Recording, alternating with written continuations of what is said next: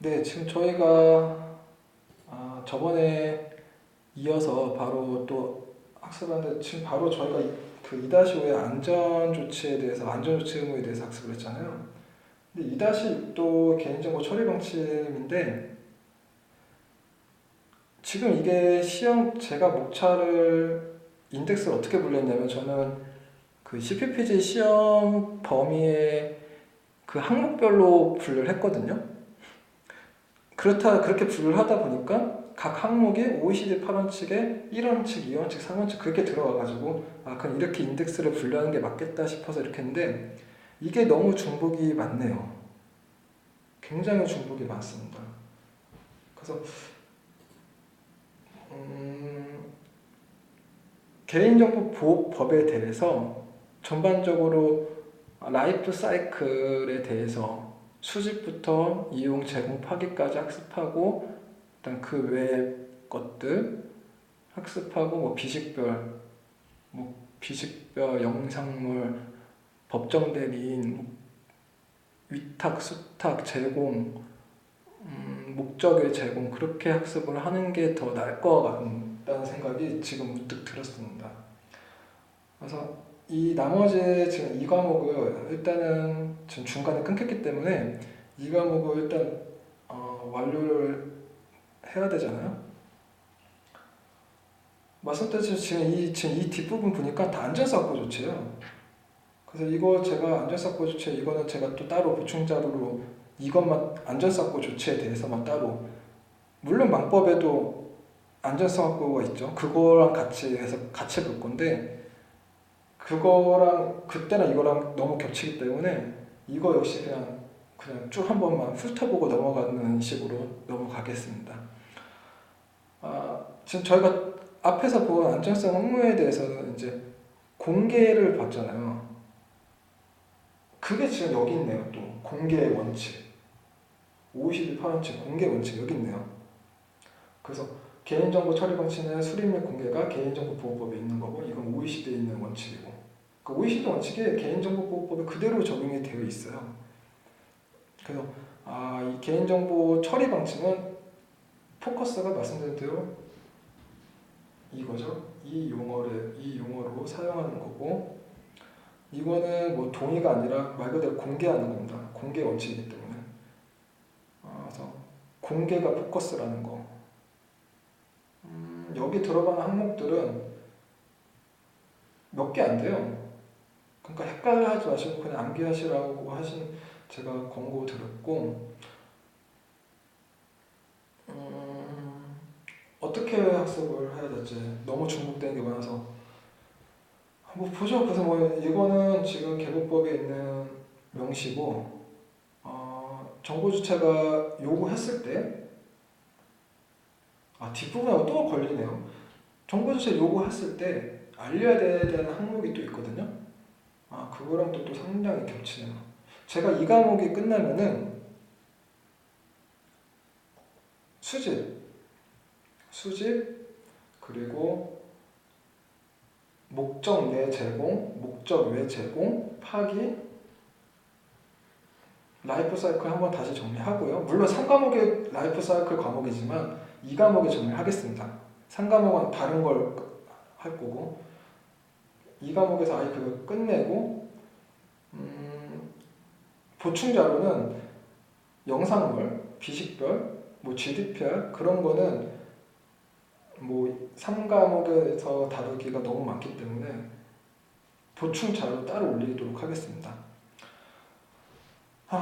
그냥 빨리 읽고 넘어가겠습니다.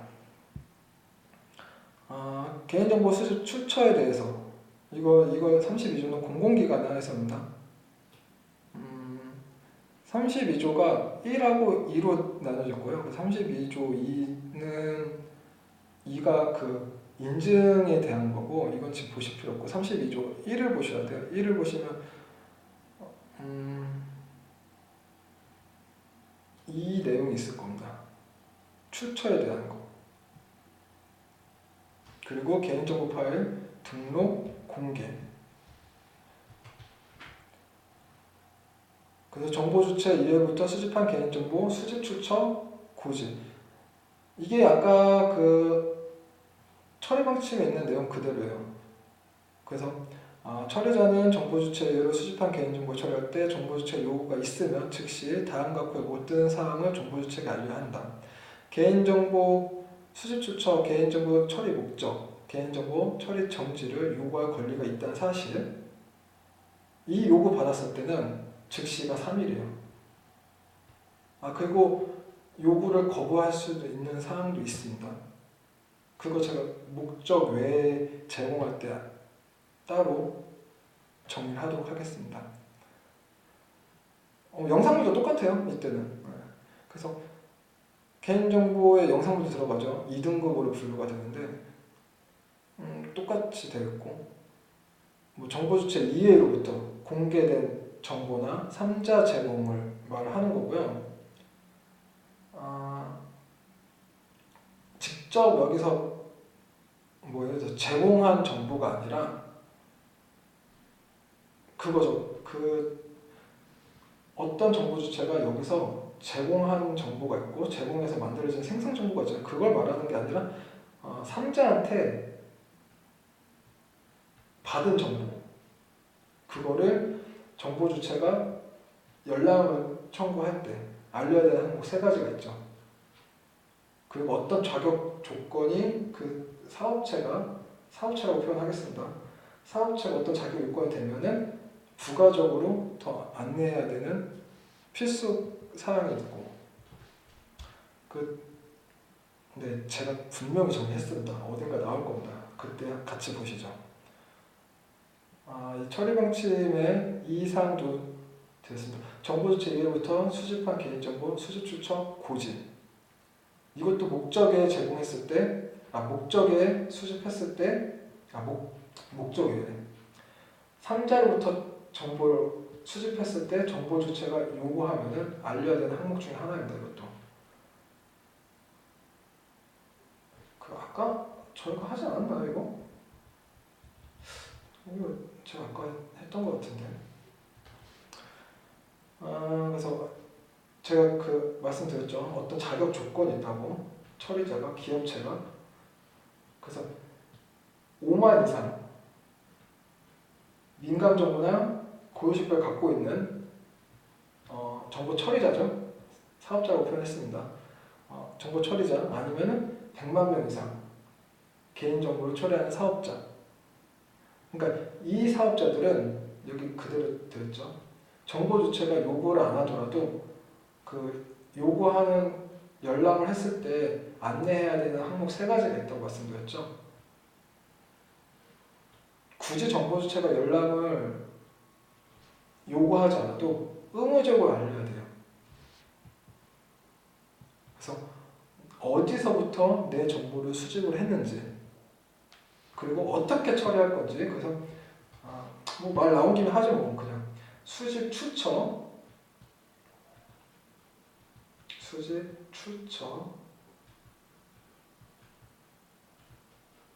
그리고 처리 목적, 그리고 당연히 거부권. 이 3개 몇 개 안 되죠? 어렵지도 않죠. 항목 그냥 암기하세요. 이거는 한 2번만 보시면 암기되실 거예요. 당연히 내 정보가 어디서부터 당신네가 내 정보를 누구한테 받아왔는지 수집 추체를 알아야 되죠. 안내해야 되죠. 그리고 내가 받아왔으니까 이걸 어떻게 처리할 건지 목적도 알아야 되겠죠. 그게 싫으면 거부를 할 수 있죠. 이게 목적 외예요. 목적 외. 위탁 수탁이랑 3자 제공을 구별하셔야 되는데 그게 굉장히 어려워요. 그냥 막연히 그냥 책처럼 뭐 정보 주체 이익이다 아니면은 뭐 3자 이익이다 그렇게 구별할 수가 없어요. 사실은 굉장히 어렵기 때문에 제가 이걸 아예 따로 보충자료로 따로 만들었거든요. 근데 그때 이 3자 제공도 목적 내 3자가 있고 목적 외 3자가 있어요. 이건 지금 목적 외예요. 뭐 지금 그냥 학습하신 분들은 그거 보신 분들은 이해가 되실 거고, 그거 안 보신 분들은 그걸 같이 보시는 게 좋겠습니다. 아 그렇구나 하고 지금 넘어가시는 게 좋을 것 같아요. 여기 지금 시간을 할 게 너무 많기 때문에 물론 이때도 고지하는 방법이 있고 이에 따른 가름 방법이 있어요. 그 대부분 이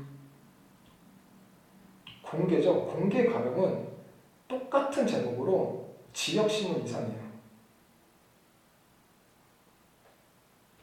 지역신문 이상 똑같은 제목 2번 이상이고 당연히 홈페이지에 하는 거고 홈페이지가 없을 때 문 앞에다 보이게 하는 거고 항상 똑같아요.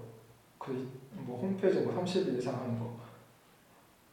그 가름하는 방식이 뭐 고지일 때 가름, 공개할 때 가름이 항상 거의 다 몇몇 사항 빼고는 항상 똑같기 때문에 그것도 뒷부분 정리하게 있으니까 그거 보시면 될 거고 물론 이때도 거부할 수 있는데 이때 거부는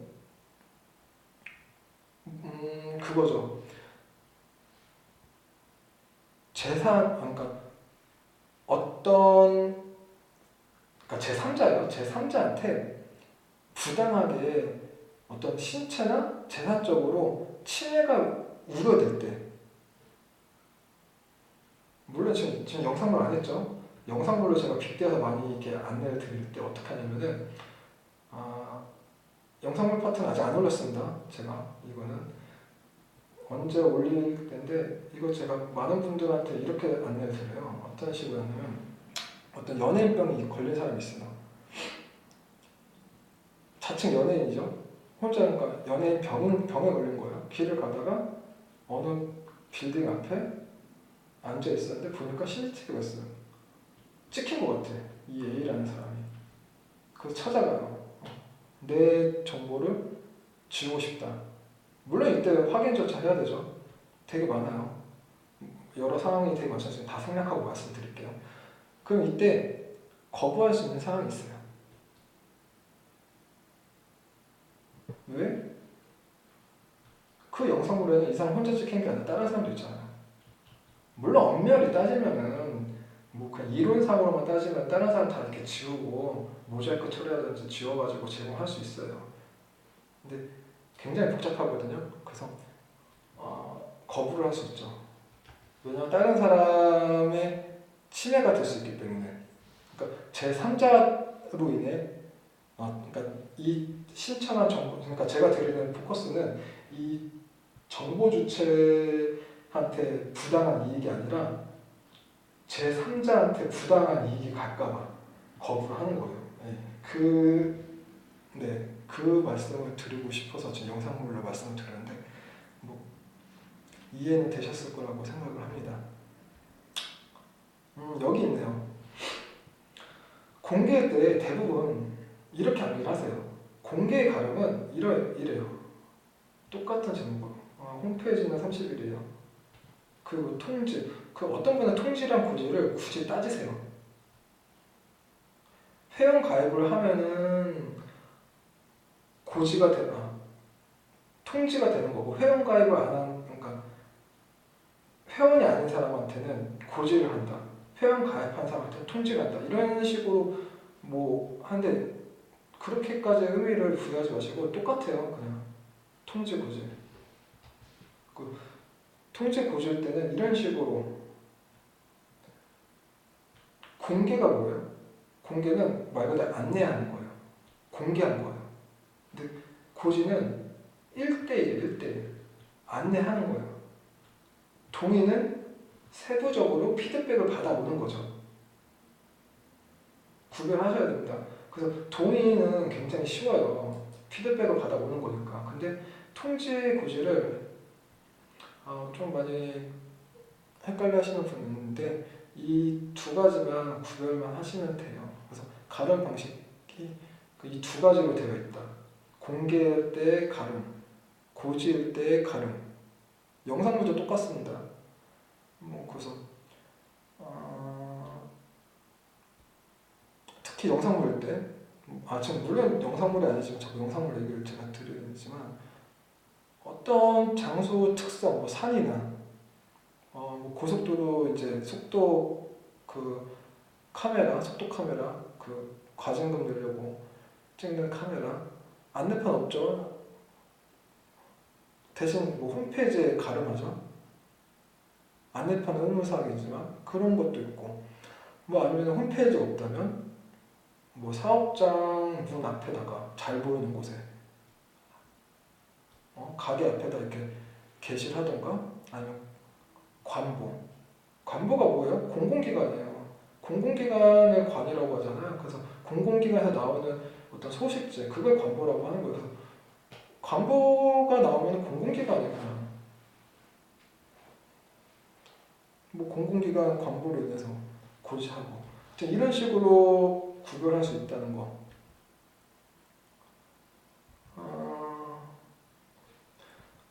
개인정보 처리방침 공개, 이거 앞서 했는데 이 60일 중요합니다. OECD 8원칙 중요하다고 제가 말씀드렸죠? OECD 8원칙. 이게 베이스가 돼서 개인정보보호법에도 각 이 8원칙이 다 적용이 된다고. 그래서 지금 목차, 지금 인덱스가 이런 형식인데 굉장히 지금 막 중복돼서 계속 똑같은 게 나오니까 정신이 없는데, 어쨌든 다 이런 식으로 똑같이 다 적용이 되어 있습니다. 그래서 개인정보보호법 3장을 끊으세요. 그래서 3장까지는 제가 말씀드렸죠? 처리자 제재하는 사항이에요. 그 4장부터는 정보주체 권익에 관한 사항이에요. 그래서 이때 나오는 뭐 즉시 그런 건 대부분 5일이에요. 암기할 거 많으시니까 숫자 5로 암기하세요. 이때는. 그 정보주체 권익에 관한 사항은 10이에요. 뭐 즉시, 이때 즉시는 10일입니다. 다. 그러면은 여러분은 이 3장을 구별해서 3파선을 그어가지고 위에는 개인정보 처리자의 제재에 관한 사항은 5일, 밑에는 10일 이렇게 암기하시면 되죠. 이 정보유체 권익 중에서 조금 더 세분화하면은 공개가 있어요. 공개, 처리방침 공개, 아니면 뭐 행안부 공개, 그때 60이에요. 그리고 분쟁 조정, 집단 분쟁 조정할 때 총 기간 60일 이내에 수락해야 된다. 이렇게, 이것도 60일이에요. 그러니까 처음 보시면 숫자가 많아서 굉장히 혼동해 보시는데, 제가 지금 이렇게 찍어 드렸죠. 5일, 이 이하는 10일, 그리고 특히 60일 나오는 거는 이 두 개밖에 없어요.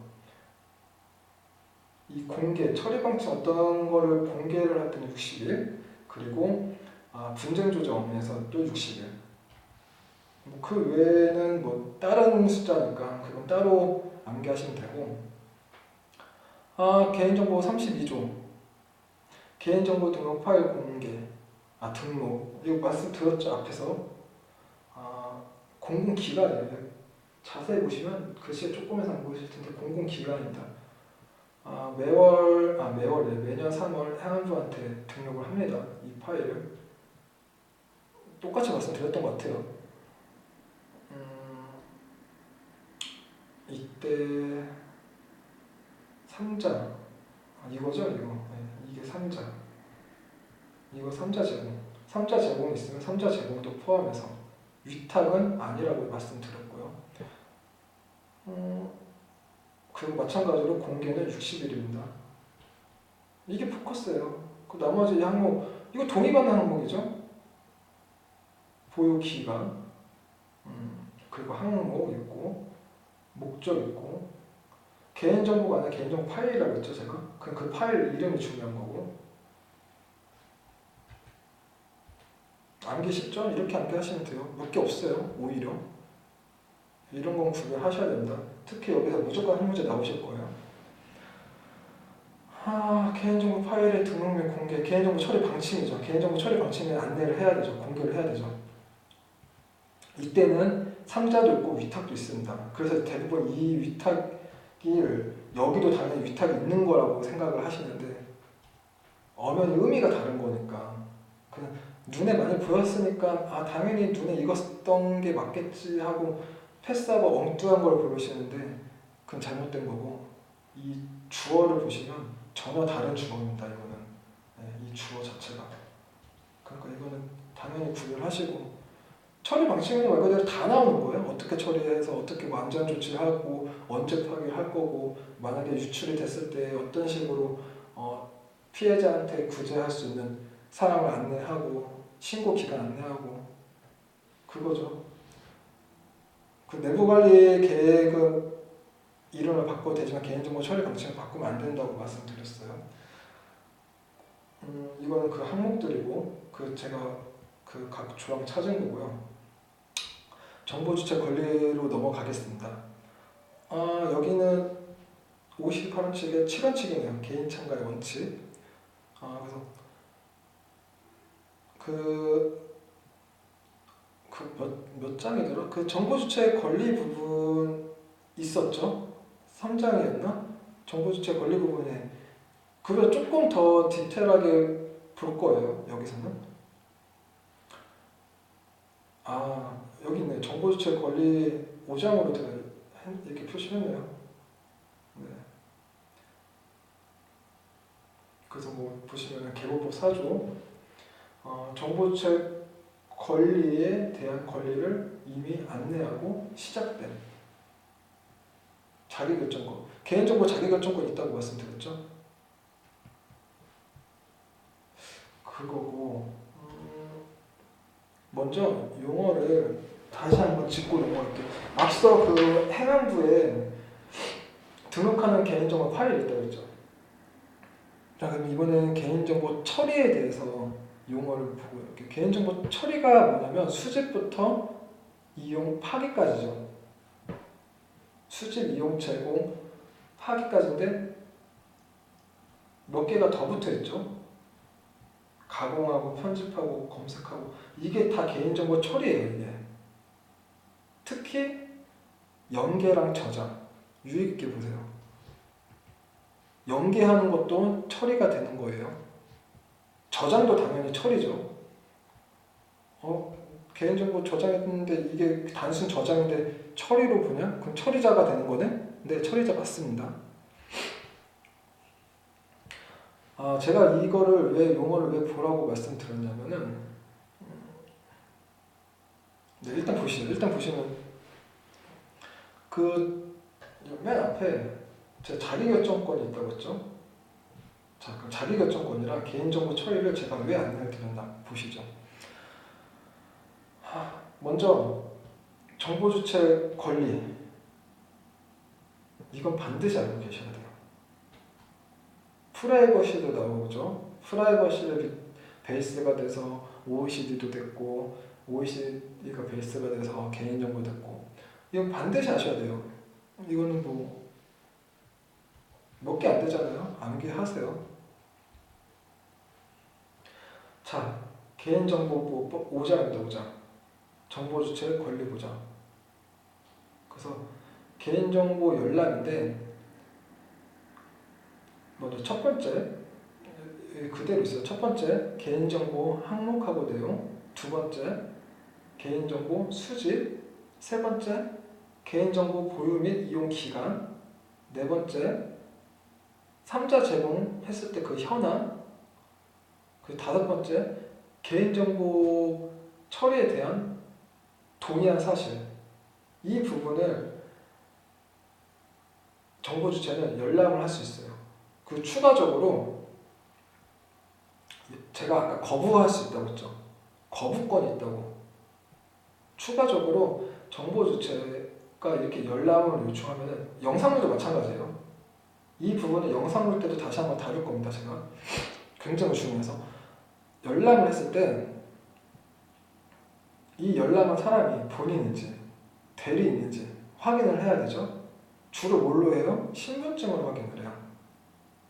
그쵸? 근데 이 신분증을 제출하라고 하면 돼요? 안 돼요?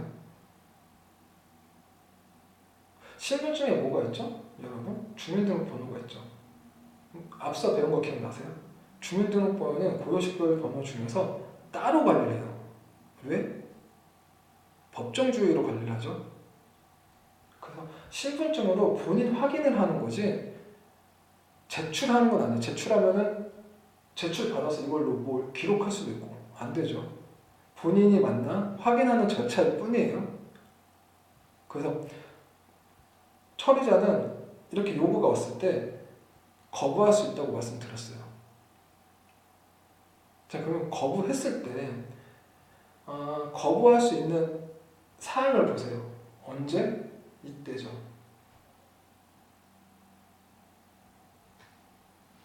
이때 보면은 당연히 다 법 때문이에요. 법 때문에 안 되는 경우, 아니면은 제가 말씀드렸죠. 그 정보 주체의 이익이 아니라 다른 사람의 이익이, 다른 사람의 이익이 넘어갈 경우, 이게 더 크게 보는 거죠. 그러니까 그거예요. 쉽게 말해서 이해를 좀 돕자면 이렇게 제가 좀 극단적으로 말씀을 드릴게요. 제가 길을 가고 있습니다. 길을 가는데 옆에 사람이 옆에 쓰러졌어. 제가 1999대를 불렀죠. 근데 1999도 와가지고 저한테 당신이 이 사람 쓰러뜨린 거 아니야? 의심할 수 있겠죠? 괜히 저 옆에 있었는데. 그래서 당신이 옆에 있었으니까 당신에 관한 뭔가를 적어갔어. 근데 난 뭘 적어갔는지 궁금해서 연락권을 행사를 해요. 그러면은 소방대원은 거부할 수가 있어요. 이 사람의 지금 신체적 생명이 급박하잖아요, 이거는. 그래서 당신이 범인일 수도 있고 당신이 위험하기 때문에 당신한테 획득한 정보를 알려줄 수 없다고 할 수 있어요. 물론 지금 이 상황 자체가 말이 안 되죠. 뭐 이건 특별법에 해당이 되겠죠. 뭐 의료법도 들어가고. 그냥 저는 그냥 급조해서 지금 어떤 상황을 생각을 하다 보니까 이렇게 됐는데, 이런 식으로 거부를 할 수 있는 거예요. 그러니까 내 이익이 아니라 제3자의 이익. 앞서 저희가 학습했을 때 그 이익하고는 완전 별개의 이익인 거예요. 또 아니면은 이것도 잘 보셔야 되는 게, 다에 보면은 어떤 시험을 보고 있는데 그 사람은 시험이 안 끝났는데 욕을 하면 돼요, 안 돼요? 안 되죠. 그리고 그것도 있습니다. 좀 번외적으로. 자, 오늘이 1일이에요, 1일.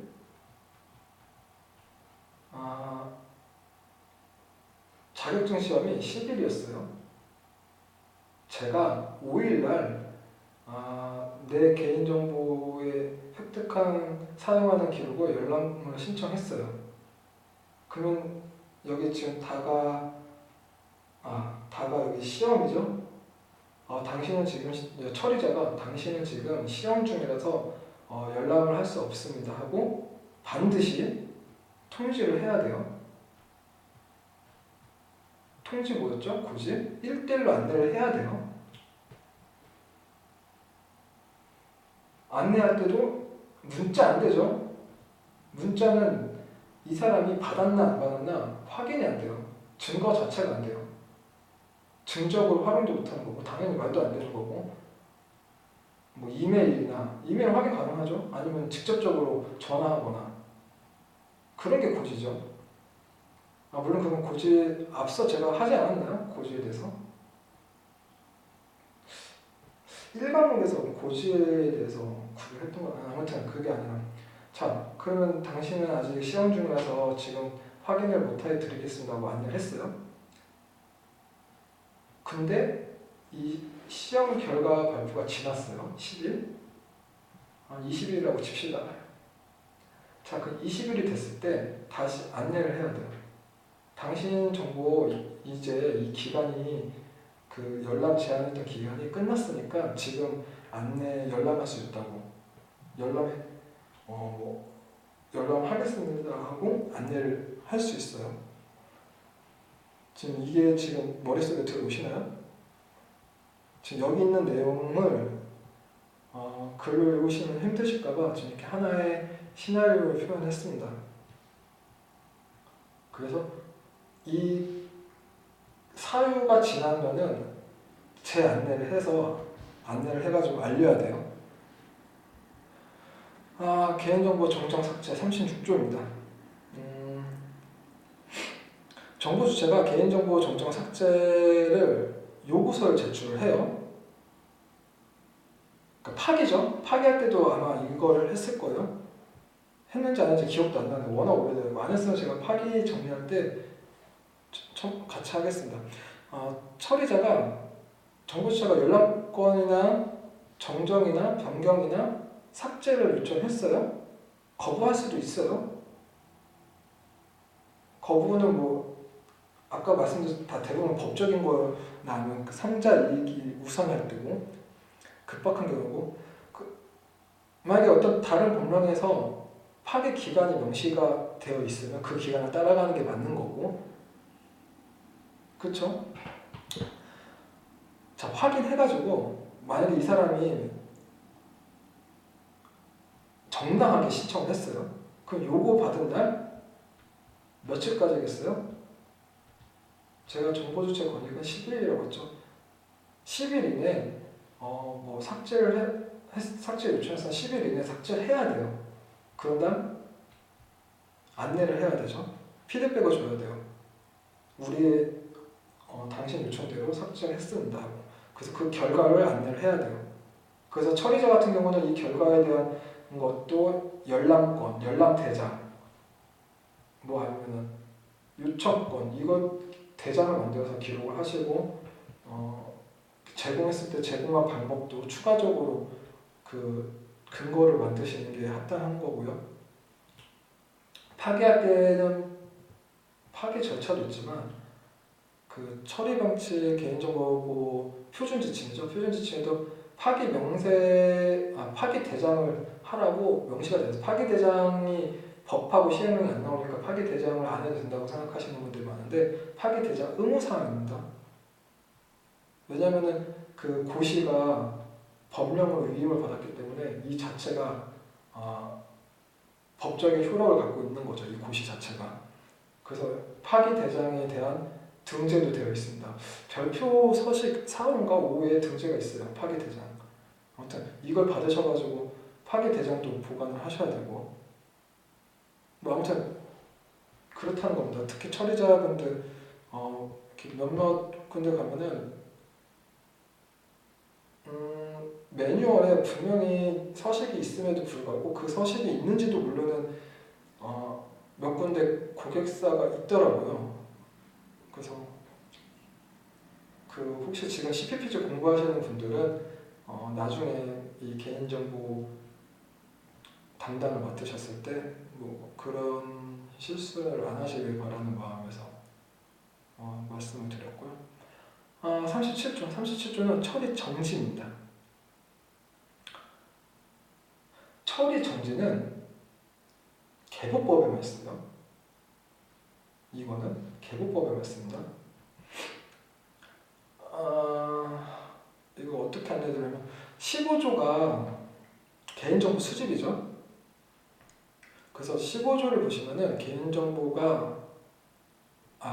처리자가 정당한 이익을 달성할 때 필요한 경우 명백히라고 되어 있습니다. 제가 명백히는 뭐라고 했죠? 명백히는 정보 주체 플러스 나 플러스 3자라고 했어요.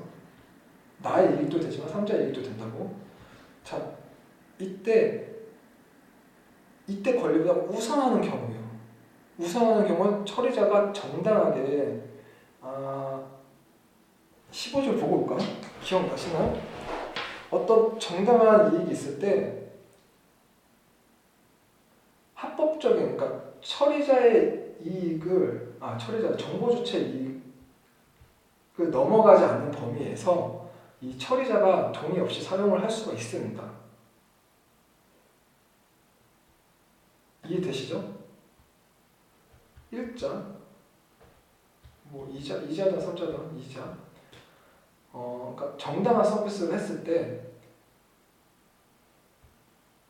그러니까 부당한 거래가 아닌 경우에 입증 책임을 당연히 입증 책임 해야 되죠. 문제가 있을 때 이때 동의 없이 사용이 가능해요.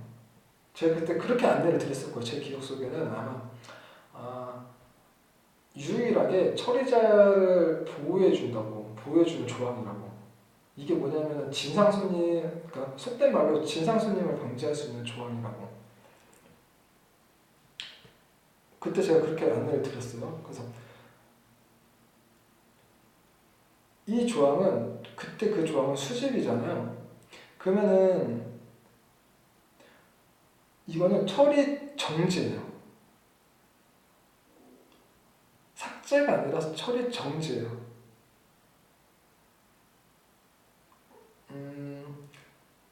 제가 지금 무슨 말 하는지 이해가 안 되시죠? 망법에는 이제 구별을 해야 되는데 개보법이 있고 망법이 있는데 망법에는 철회권이 있어요. 기억나시나요? 망법 읽어보신 분도 기억나시죠? 철회권 있죠? 익숙하죠, 눈에? 근데 개보법은 철회권이 없어요. 그래서 뭐가 있냐? 정지권이 있죠. 아니면 삭제권이 있고. 그래서 이 처리 정지가 철회권보다 범주가 더 큰 거예요. 이거 어디 제가 뒷부분에 이거 있습니다. 곧 나올 겁니다. 분명히 나옵니다. 이거 제가 여기에 그 내용을 제가 첨부를 안 했으면은 제가 분명히 첨부했을 겁니다. 저도 지금 확인을 안 했는데 분명히 이 사항이 있을 거예요. 일단 보시죠. 30조 이용자 권리 정보주체 권리보장. 정보주체가 삭제를 요구했을 때 이건 그거예요. 정보주체가 망법이죠. 말이 꼬이네요. 개인정보 수집, 이용, 제공 등의 동의를 철회할 수 있다. 망법입니다.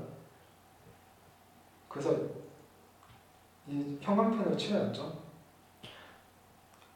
철회할 때 처음에 수집했거나 동의를 했던 방법보다 쉬워야 돼요. 굉장히 쉬워야 돼요. 더 어려우면 안 돼요. 그의 번외적으로 지금 말이 길어진가 이거는 실제 있었던 일을 말씀을 드리는 게 여러분들이 이해하기가 가장 쉬우실 텐데 나중에 시간이 되면 하도록 하겠습니다. 지금 시간이 없기 때문에 망법에서 이용자 권리 회원가입 시 홈페이지를 통해 온라인으로 가입하였다면 홈페이지를 통해 온라인으로 취소가 가능하도록 해야 한다. 그러니까 더 쉽게 해야 된다는 거예요. 더 쉽게. 이거 쭉 읽어보시면 되고 지체 없이도 5일입니다. 5일. 그래서 망법은 철회권이 있는 거고 개인정보는 삭제권 그게 있는 거예요. 회원 탓의 메뉴에 이거 그거죠. 그 흔히 속된 말로 이제 홈플러스법이라고 해가지고 개인정보 보호법 시행 규칙. 시행 규칙은 몇 개 안 돼요. 한 3장, 4장밖에 안 되거든요. 진짜 몇 개 안 돼요. 이건 제 머릿속에 떠나지 않는 사조예요. 사조에 있습니다. 뭐냐면은 저는 홈플러스를 많이 다녔거든요. 그래서 저는 기억을 하는데 홈플러스 다니시는 분들 아실 거예요. 홈플러스 앞에 예전에 이렇게 장을 보고 마트에서 장을 보고 계산하고 나면 그 앞에 이렇게 응모권이 있었어요. 그래서 뭐 수입차, 뭐 벤츠나 뭐 그런 걸로 준다고 했었죠. 근데 이게 이렇게 개인정보를 수집해서 홍보 마케팅을 사용했는데 이게 문제가 커졌죠. 근데 홈플러스는 대기업이잖아요. 삼성이죠. 삼성에서 하는 거죠. 그 어떻게 했어요? 변호사가 다 부장 판사님도 출신이죠. 뭐 큰 대형 로펌 어디라고 말을 못 하겠는데 대형 로펌에 다 부장 판사 출신단으로 이렇게 변호 군단을 먼저 꾸렸죠.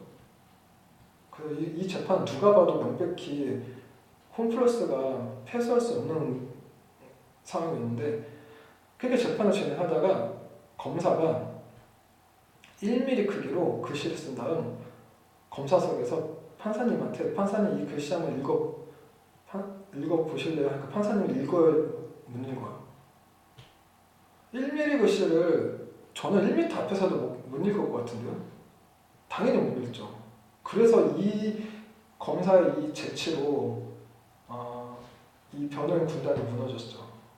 그렇게 해서 승소를 하는 사건이 있는데, 그래서 이 시행규칙 4조에 이 내용이 있어요. 제가 여기 명시를 안 했나 본데, 지금 탈퇴 메뉴군요. 어쨌든 탈퇴 메뉴든 뭐든 쉬워야 돼, 쉬워야 돼. 내가 가입했을 때보다 탈퇴하는 창이, 탈퇴 메뉴가 잘 보여야 돼. 없으면 안 돼요. 막 어디가 들어가고 뭐 그렇게 어렵게 하면 안 된다는 거예요. 그리고 여기 있네요. 휴대폰 인증을 통해서 어렵게 하면 안 된다. 그러니까 뭐 본인 확인한다 하고 막 복잡하게 하면 안 된다는 거, 간단하게 해야 된다는 거죠. 물론 본인 확인 절차는 적법해요. 적법한 절차예요. 그래서 제가 아까 이 시행규칙을 왜 말씀드리냐면, 처리 방침할 때도 마찬가지고 가장 중요한 거는 9포인트예요.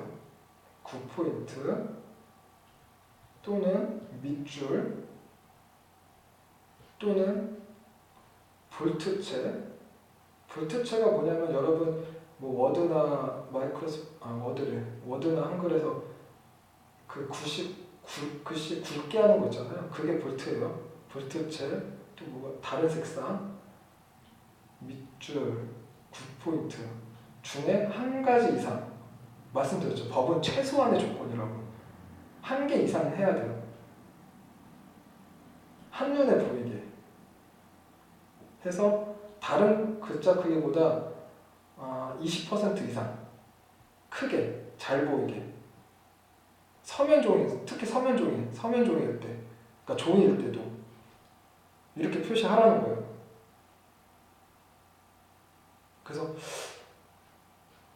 9포인트는 여러분들이 한번 뭐 지금 프린트 있으시면은 뭐 워드나 한글로 9포인트 글자 크기를 9포인트에서 프린트 해보세요. 그 자로 재보세요. 이게 몇 밀인지. 3mm예요, 3mm. 3mm 이상이에요. 이게 가장 중요한 포커스고요. 지금 이 장에서는 여기 종이처럼 가장 추가적으로 제가 앞서도 잠깐 말씀드렸는데, 제공자가 뭐예요? 또 이용자, 뭐 이게 다 뭐예요? 용어잖아요. 용어 정의를 여러분들이 당연히 아는 거니까 어렴풋이 읽고 넘어가시는데 굉장히 중요해요. 이걸로 해석 자체가 달라져요. 그 저뿐만이 아니라 모든 사람들이 다 그럴 거예요. 용어 정의는 반드시 중요하다고. 그리고 시험 문제도 뭐 이용자 이렇게 나오면 이거는 망법에 대한 내용인 거예요. 그렇게 판단을 하셔야 돼요. 그래서 다시 한번 조심스럽게 말씀드리면, 용어 정의 다시 한번 꼭 하셨으면 좋겠습니다. 그리고 보시면은 제가 아까 그 망법에서 말하는 동의 철회권, 그리고 처리정지 요구권, 이거에 대해서 지금 이렇게 제가 정리를 해가지고 했는데, 앞서 제가 이 장에서 처리에 대한 정의를 제가 언급을 했죠. 왜 했는지 이제 아시겠나요? 그 처리를 정지할 수 있는 요구권이에요. 그러니까 무슨 말이냐면은, 망법에 있는 철회는 내가 동의한 것만 캔슬을 하는 거예요. 쉽게. 이게 동의 철회고, 개복법에 있는 처리정지 요구권은 내가 동의한 거 외에 그 외적인 내 정보까지 삭제하는 거예요. 그래서 이게 더 큰 범주예요. 그래서 그 처리에 대해서 제가 아까 맨 앞에 그걸 말씀드린 거예요. 그 용어 정리를 한 거예요. 그래서 특히 처리 정지를 할 때 정보 주체는 정보 처리자한테 내가 왜 처리 정지를 요구하는지 사유를 말할 필요가 없어요. 네. 이것도 알고 계세요. 뭐 구차하게 뭐 이래서 저 처리 정지 그럴 필요 없습니다. 그런 말 할 필요도, 이것도 법에 그대로 명시가 되어 있습니다. 이 부분도. 그러니까 그런 것까지 같이 암기하시고 숙지하시고 주변에 혹시 개인정보를 피해 보신 분 있으시면 여러분들은 개인정보보호법에 대해서 공부하셨고 이제 전문가가 되셨잖아요. 안내를 해 주세요. 그런 부분에 대해서. 추가적으로 도움이 될런지 모르겠는데 이거는 그냥 제가 말씀드렸죠. 아까 지금 저희가 하는 이 장에 각 비슷한 조항을 명시를 뽑아온 거고요. 이거는 추가해서 좀 더 깊게 학습하실 분은 이렇게 같이 보시면 돼요. 그래서 이렇게 한번 그냥 쭉 보세요. 제가 아까 왜 그 말을 했냐면은 제가 얼마 전에 실제적으로 한번 겪은 일인데 제가 특히 개인정보보호법은 굉장히 어려워요. 그냥 단순히 CPPG 시험만 보겠다고 공부하는 건 굉장히 쉬워요. 몇 개만 공부하면 되거든요. 그 몇 개만 개념만 알면 되지만 근데 실무적으로는 굉장히 어려워요. 이게 참 이번에 유럽에 나온 GDPR은 되게 명확하게 끊어지는 사항이 되게 많아요. 근데 이 개인정보보호법은 끊어지지가 않아요. 아까 말씀드렸듯이 뭐 정보 주체 이익이 우선이냐 처리자의 우선이 어느 게 더 배제하냐 이에 대한 세부 조건이 없잖아요. 그래서 굉장히 어려워요. 그래서 저도 어렴풋하게 좀 조심스럽게 어렴풋하게 이제 개인정보법에서 저도 조금 알아가지고 있는데 실질적으로 한번 피해를 봤다고 해야 되나? 그래서 제가 이 말씀을 언제 한번 기회가 되면은 약간 비슷한 시나리오 식으로 말씀을 드리면서 언급하면 여러분들이 더 각인하기 쉽겠다는데 지금 시간이 없을 것 같네요. 네, 일단 그런 상황은 짧게 해볼까요? 말 꺼낸 김에 제 시나리오 듣기 싫으신 분은 그냥 바로 넘어가게 하시면 되고 실질적으로 어떤 일이 있었냐면은 저는 서울에 살아요. 서울에 살고 지금 현재 저희 어머니는 경기도에 살고 계시는데 저도 당연히 서울에 살고 이 전에 어머니가 경기도로 가시기 전에 또 서울에 또 다른 데 살고 계셨어요. 근데 이제 집에 요즘에는 인터넷이랑 TV랑 같이 하잖아요. 같이 묶어서 하잖아요. 뭐 KT나 SKT나 있잖아요. 근데 어머니가 뭐 동네 분한테 뭐 정보를 얻으셨겠죠? 뭐 지역 케이블 방송, 저는 영등포구거든요. 그래서 뭐 한강 케이블 방송이 있는데 여기가 싸다 이러시는 거예요. 그래서 이때 아마 약점이 있었을 거예요 여기가. 그래서 제가 명의를 빌려줬어요. 제 이름을 가입을 했어요. 이 어머니 집을. 저는 여기 살고 있었지만 그래서 제 명의로 한강 케이블 방송에 가입을 했죠. 약정을. 그 3년이 경과되는 시점에 제가 이때 외국에 있었어요. 근데 이때 한강 케이블 방송에서 전화를 한 거죠. 어머니한테. 계약이 끝났으니까 뭐 재계약을 하자. 요금을 1,000원 깎아줬나? 뭐 요즘 뭐 막말 뭐 네 좋습니다. 뭐 요즘에는 뭐 이게 요금이 지역 방송이라 해서 저는 싼 줄 알았는데 안 싸더라고요. 오히려 뭐 KT 이런 데가 더 혜택이 더 많고 더 싸요. 저는 SK 통신사도 묶어서 하면 이게 더 싸더라고요. 근데 어머니는 그냥 전화 왔길래 하고 말았대요. 동의를 안 했대요. 전화상으로 동의할 수 있어요. 먼저 고지를 하고 그 다음 다시 한번 확인을 또 해가지고 상대방이 분명히 인지를 했으면 동의 획득을 봐요. 그래서 조금 전화상으로도 동의가 되지만 이렇게 절차가 있어요. 근데 동의를 했대요. 그래서 내 이름을 계약했는데 어머니를 바꿨다고? 무슨 근거지? 근데 인터넷이 너무 느려요 여기가. 제가 어머니 집에 한번 가서 인터넷 하면은 답답해요. 그래서 바꿔야겠다. 그래서 제가 전화를 했죠. 근데 어머니 명의로 밖에 있더라고요. 그것까지 직계가족이라서 어떻게 바꿨는지 모르겠는데 계약 기간이 3년인가 늘어나는 거예요. 그래서 완전 노예 계약이 된 거예요. 그래서 이게 뭐지? 요금이 더 싼 것도 아니고 이 단돈 1,000원 깎아주는 게 오히려 이런데 SK가 더 싼데 오히려 더 싸지도 않고 그렇다고 뭐 서비스가 좋은 것도 아니고 인터넷도 굉장히 느리고 어떻게 노예 계약이 다시 3년이 되어 있지 하고 제가 전화를 드렸어요. 그래서 이런 상황인데 뭐 계약 기간이 3년이다. 그래서 이거 실질적으로 동의를 했는지 확인하고 싶다. 그래서 저희 어머니 옆에 계시게 했고 어머니를 통해서 전화했죠. 제가 전화하면 의미가 없으니까 제 3자니까 저는 어머니 명의로 가입이 되었으니까. 그러더니 뭐 자꾸 이상한 소리 하시더라고요. 그래서 저는 이제 싸우기 싫으니까 그러면 그 담당하신 개인정보 책임자를 바꿔달라. 그러니까 한참을 전화가 왔어요. 3시간 후에.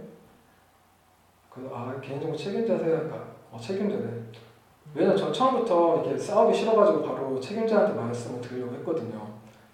근데 이제 대화를 하다 보면은 알죠. 뭐 여러 용어도 모르고 어떻게 그 계획이나 뭐 그런 내부 지침 그런 것도 전혀 모르시고 그래가지고 책임자 맞으세요? 끝까지 여쭤보니까 끝까지 맞대요. 그래서 결국에 말씀을 드렸더니 다시 전화 끊고 책임자라는 분이 전화가 오셨는데 사실 어느 기업이나 마찬가지면 이렇게 관심 있지 않으면은 개인정보 책임자로 임명이 되셨어도 이 보안 쪽 담당자 아니시면은 그냥 형식적으로 책임자지 보안이나 개인정보에 대해서 관심이 없으신 분들이 많잖아요. 저한테 주민등록증을 요구를 하더라고요. 그래서 무슨 근거로 주민등록증을 요구하시죠? 고유식별 번호인데? 그러니까 자기는 법적인 그게 있대요. 그래서 뭔데요? 당신은 IDS 업체도 아니고 뭐지? 아무튼 그걸로 언쟁이 있었습니다. 너무 답답해가지고 이런 어처구니없는 걸로 저도 싸우기 싫고 그래가지고 어디에 제가 이거를 신고를 했는데 돌아오는 결과는 뻔했죠. 네. 그래서 저희 어머니는 어쩔 수 없이 노예 계약을 되어 있어서 결국에는 계약금을 물고 위약금을 물고 경기도로 이사를 가셨어요. 이 내부관리계획에서 개인정보 책임자가 그 연 1회 이상 교육을 받고 의무사항이죠, 사실은.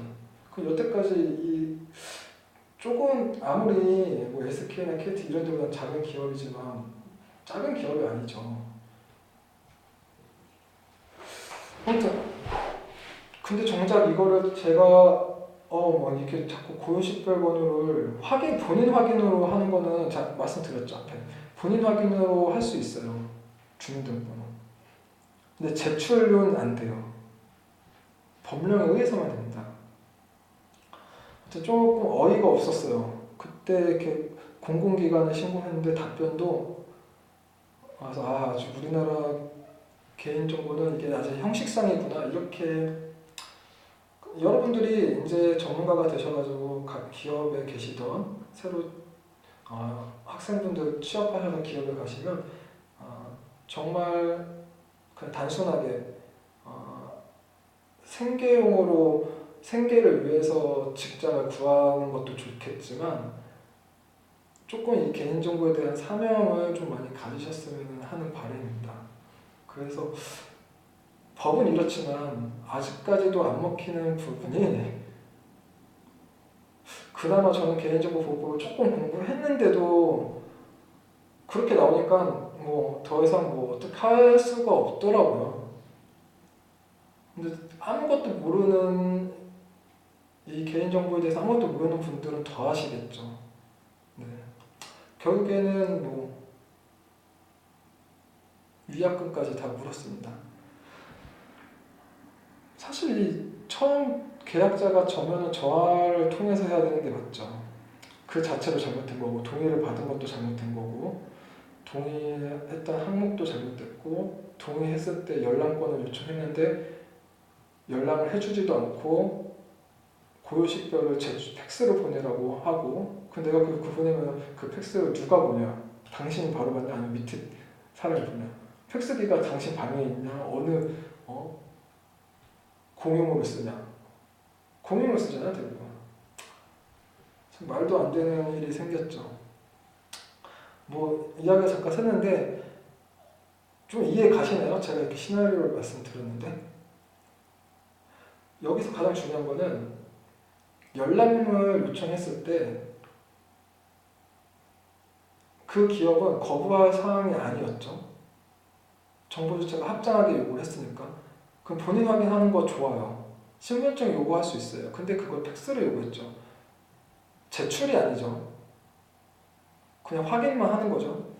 요즘에는 기술이 좋아서 핸드폰 인증도 할 수 있고 굉장히 많은데, 주민등록번호 이외에 다른 방법을 사용을 하라고 되어 있습니다. 아무튼 동의를 받는 부분도 많은 부분이 잘못됐었어요. 뭐 이건 뭐 지나간 얘기니까 이제 해봤자고, 여러분들 좀 참고하셔서 뭐 그런 피해는 없으시길 바라고요.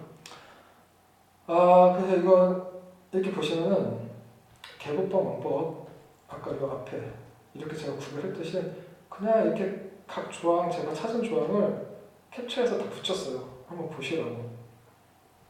도움이 되실지 안 되실지 모르겠는데, 그래서 처리 정제 살짝 차이가 있다고 말씀드렸어요. 그래서 개국법은 삭제할 수 있는 요구권이 있고 왕법은 처리권이 있다. 그 부분은 말씀드렸죠. 철회는 동의한 것만 삭제하는 거고, 삭제 요건은 동의 외에 내 정보까지 삭제하는 거예요. 조금 더 이게 개념이 더 큰 거, 뭐 그렇게 알고 계시면 되고, 이 다음은 처리 정지. 이것도 똑같아요. 그래서 이 사항은 망법에는 찾아보니까 없더라고요. 네, 그래서 저희가 앞서 배운 그 권리랑 비슷해요. 그래서 이 부분은 정보 주체가 정지, 삭제, 요구를 했음에도 불구하고 사용할 수 있는 거예요. 이해되시나요? 그러니까 내가 요청을 했음에도 불구하고 거부할 수도 있어요. 보면은 여기 있죠. 조그매가지고 저도 잘 안 보이는데, 이 사항으로 인해 거부를 할 수 있다는 거. 그걸 꼭 한 5번 이상 읽으세요. 다른 조항이랑 헷갈리지 않으시게. 그때 이 조항인 내가 아니라 3자의 생명이 우선이라는 거. 그 정보주체 권익 중에 그 명백히 있죠. 나 플러스 3자라고 했죠. 그 명백히랑은 다른 거라고. 이 조항은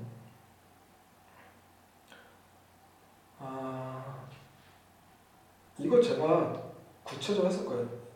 처음에 기업이 있고, 이렇게 할까요? 기업이 있고 정보주체 제가 있어요. 기업은 저평가를 하고 정보주체는 과평가를 하죠. 피해본 거에 대해서. 이로 인해서 싸우죠. 물론 이때 정량적인 방법이 있고 정성적인 방법이 있어요. 이거 제가 말씀드렸나요? 그래서 정량적인 방법은 주로 딱딱 끊어져요. 수학적인 거 아니면 통계학적인 거. 그렇기 때문에 딱딱 끊어지기 때문에 주로 뭐겠어요? 돈이에요. 돈하고 연결되어 있어요. 그래서 정량적인 방법은 주로 미국에서 선호를 해요. 그러면 정성적인 방법은 미국의 반대가 어디예요? 항상 유럽이잖아요. 유럽에서 많이 선호를 하는 방법이에요. 흔히 말하는 델파이, 시나리오, CVM, 설문지. 그래서 WTP 해가지고 CVM에서 이제 의사결정, 설문지를 하죠. 얼마를 지불할 수 있는지. 굉장히 중요하죠, WTP. 그래서 이것도 많이 나오고. 자, 만약에 여기서 델파이를 선을 했어요. 델파이 뭐 전문가 측정이에요. 자, 다시 하겠습니다. 그러면은 기업이 있고 내가 있어요. 제가 있어요. 기업은 저평가하려고 정은 과평가하려고요. 자, 제가 왔습니다. 델파이로. 자, 저를 전문가로 불렀어요. 그럼 제가 끼어들어서 판단을 하겠죠. 굉장히 주관적인 거예요. 맞을 수도 있고 틀릴 수도 있어요. 그냥 전문가의 견해니까.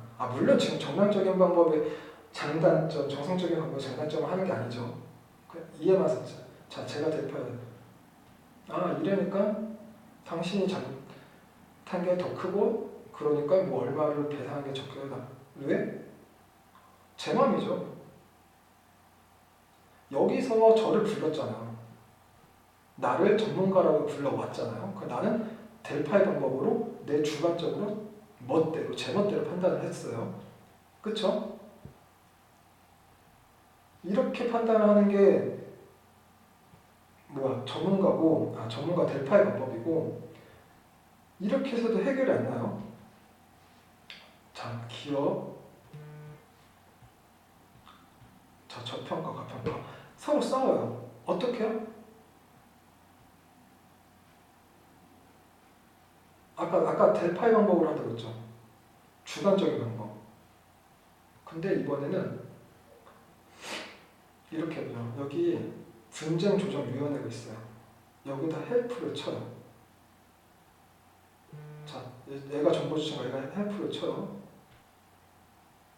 그러면은 응해야 되죠. 이 요구를 받았을 때 60일 이내에 공고를 하고 알려줘야 돼요. 싫다. 그러면 이거 깨지는 거죠. 자, 응답했어요. 14일 이내 응답했어요. 맞나? 14일? 근데 제 머릿속에 14일인데 14일 이내 응답을 했어요. 그럼 이제 분쟁조정 절차가 진행되죠. 그 둘이 합의를 해요. 그러면은 끝나죠. 근데 중간에 정보자가 너무 억울해 뛰쳐나가. 그러면 이거 깨지죠. 집단 분쟁도 마찬가지예요. 다만 집단 분쟁은 1대1, N대1보다 조건이 조금 있으니까 50명 이상일 때 아니면 굉장히 이슈적인 사건 말 그대로 뉴스에 나오는 사건이겠죠. 이슈적이면 아니면 대통령이 정하는 사건 말 그대로 이슈적인 사건이니까 그런 거겠죠. 이런 조항 이게 집단 분쟁이에요. 조금 더 조건이 조금 더 있죠. 또 번외적으로 단체 소송. 단체 소송은 ING라고 생각하시면 돼요. 물론 단체 소송할 수 있는 자격이 굉장히 까다로워요. 어려워요. 그래서 무조건 포커스가 변호인을 선임해야 돼요. 그리고 두 번째, 민간단체 쭉 있죠. 3년 이상 쭉 해왔고 있고 이건 저도 암기 못했습니다. 그리고 세 번째 또 비슷하죠. 비영리 기관에 어떻게 해가지고 그런 기관을 통해서 단체 소송을 할 수 있어요. 근데 단체 소송의 포커스는 뭐냐면 이거는 피해 구제예요. 피해를 본 거에 대해서 금전적인 소송을 하는 게 아니에요. 내가 A라는 기업에서 A 기업이 내가 원치 않는데 내 개인정보를 계속 사용하고 있어. 피해를 보고 있어. 그래서 단체 소송을 하는 거예요. 그래서 과거에 있었던 일은 안 돼요.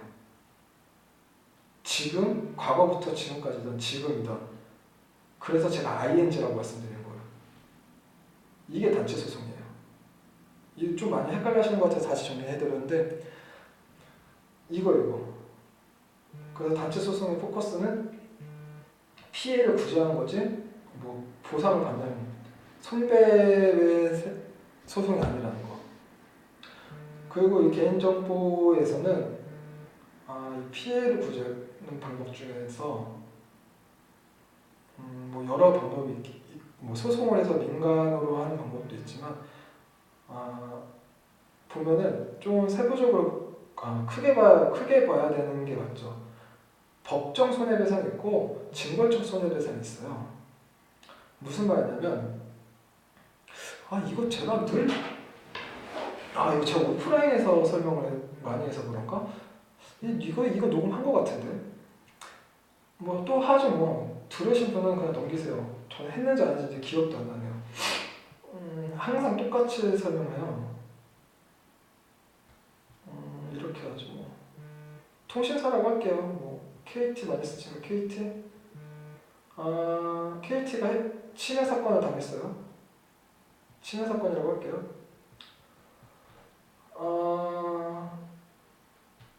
유출이 돼가지고 500만 원의 피해를 봤어요.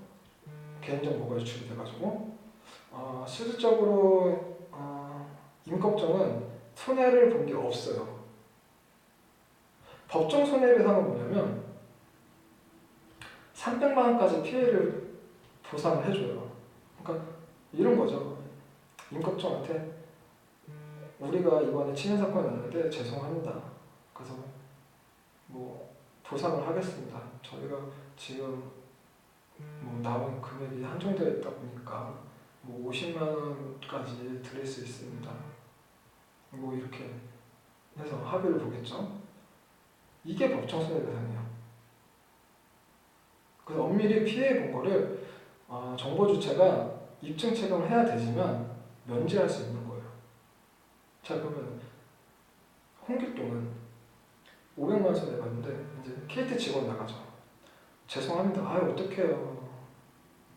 저도 그 회사가 직원이지만 회사가 잘못했죠. 죄송합니다. 사과해요. 뭐 300까지니까 뭐 지금 저희가 아무래도 저도 직원 입장이다 보니까 한 200까지 나오는데 그래도 제가 선생님 입장에서 너무 죄송하기 때문에 250까지 어떻게 해드리겠습니다. 뭐 합의를 보겠죠. 근데 홍길동이 하겠어요? 할 수도 있겠죠. 너 억울하죠. 자기 500 손해봤는데. 그럼 어떻게 해요? 법정 손해배상을 못하죠. 얘는 홍길동은 억울하니까. 그럼 이때 하는 게 뭐예요? 징벌적이에요. 징벌적 배상은 3배까지 내가 피해본 금액의 3배까지 해야 돼요. 입증 책임을. 왜? 내가 실질적으로 100만 원 손해봤는데 500만 원 손해봤다고 우길 수도 있고 아니면 더 많이 피해봤는데 오히려 못 받을까 봐 축소했을 수 있고 여러 사정이 있잖아요. 내가 얼마 피해봤는지 입증을 해야 돼요. 그리고 피해본 금액의 3배까지. 이게 법정 손해배상이에요.